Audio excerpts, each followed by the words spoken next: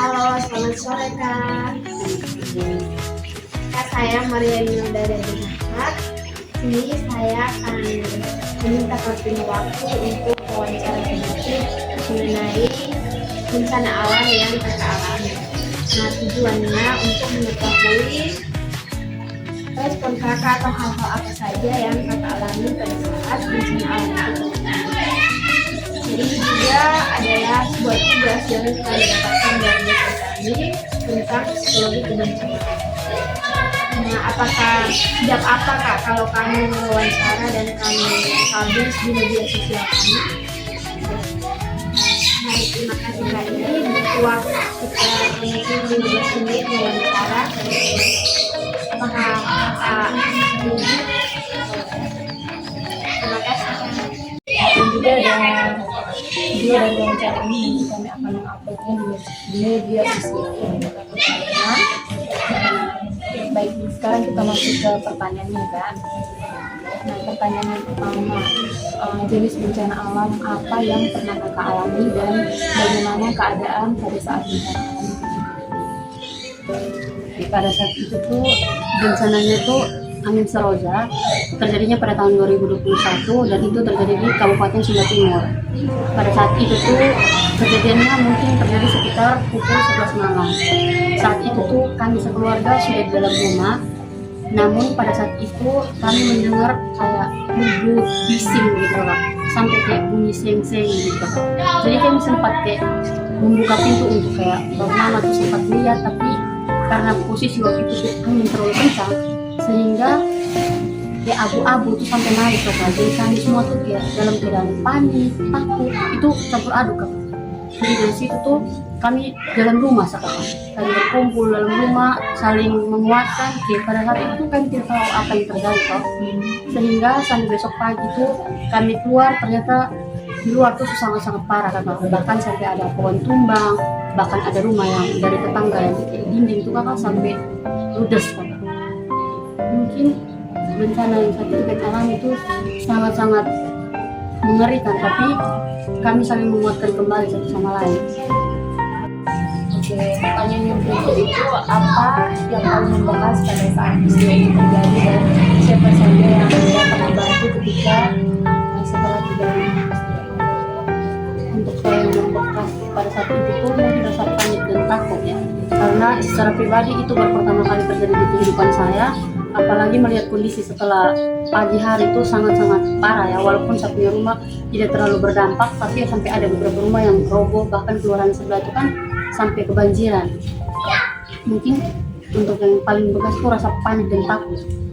Dan untuk yang berkontribusi membantu saat itu pemerintah sempat turun tangan, tapi membantu untuk masyarakat yang rumahnya sampai betul-betul roboh. Untuk kami yang hanya mungkin keramiknya retak atau sengnya hanya terbongkar, tidak, mungkin dibantu tuh untuk, dan mereka juga membantu dalam bentuk sembako dan lain-lain itu untuk masyarakat yang mengalami kebanjiran. Ya, sekarang kita masuk ke pertanyaan yang berikutnya. Pertanyaan saya itu apa yang kurang dan apa yang kita pertahan setelah terjadinya peristiwa bencana?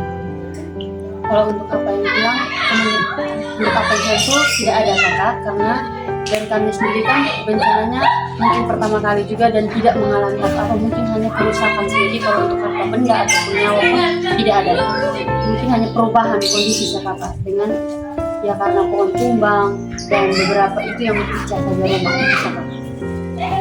Terus Kakak pun strategi bertahan dari peristiwa ini itu seperti apa? Mungkin dari segi kerohanian, Kakak tidak bersama. Pada waktu itu kami malam waktu ada ketakutan tuh Kakak, nah itu kami sempat doa bersama satu keluarga tuh kumpul untuk doa bersama Kakak. Karena kan kami dipanik tuh Kakak, dalam kondisi begini kan kita oleh membuat apa, paling kan hanya berdoa. Terus kalau dari segi bertahan dari solidaritas dari sesama masyarakat di sekitar itu, Sama masyarakat kami semua saling menguatkan Kakak, saling mendukung satu sama lain, karena kan beda-beda. Kalau ada yang sampai rumahnya roboh, mungkin kami lebih menguatkan ke mereka, memberikan dukungan, dan itu juga bersyukurnya pemerintah tuh sempat melihat mereka juga. terus cara pandang dari perubahan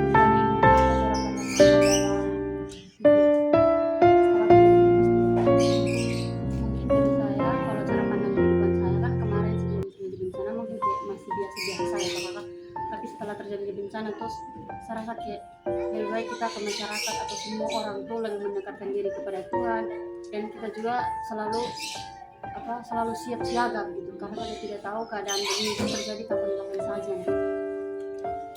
Terus apa yang ingin disampaikan kepada masyarakat luas dan pesan kepada sesama penyintas itu sendiri? Kalau untuk kepada masyarakat semua, saya rasa kita lebih waspada lagi terhadap kejadian ini, karena kan bagi masyarakat lain kan mungkin masih ada yang belum terjadi, apalagi kita kan tidak tahu dalam kondisi tertentu tiba-tiba saja bisa terjadi. Kalau untuk sesama kami yang sudah mengalami, mungkin saya lebih ke kita saling mendoakan, saling menguatkan, berpartisipasi, menjaga satu sama lain. Oke, sekarang kita masuk ke pertanyaan terakhir nih Kak. Nah, harapan Kakak untuk masa depan itu seperti apa dan bagaimana sistem penanggulangan bencananya? Untuk harapannya ke depan, semoga kejadian bencana ini tidak terjadi lagi. Namun tidak terlepas dari ini kan, kejadiannya pasti kan bisa mungkin, kemungkinan besar masih akan terjadi lagi. Namanya juga kan bukan dari kita yang minta kakak. Jadi mengantisipasi saja untuk kedepannya. Untuk sistem penanggulangannya mungkin lebih ke pemerintah untuk memberikan edukasi kepada masyarakat. Mungkin kayak kalau kejadian lagi itu pertolongan pertamanya seperti apa, terus bagaimana untuk meredakan kepanikan dan rasa takut yang akan berkepanjangan.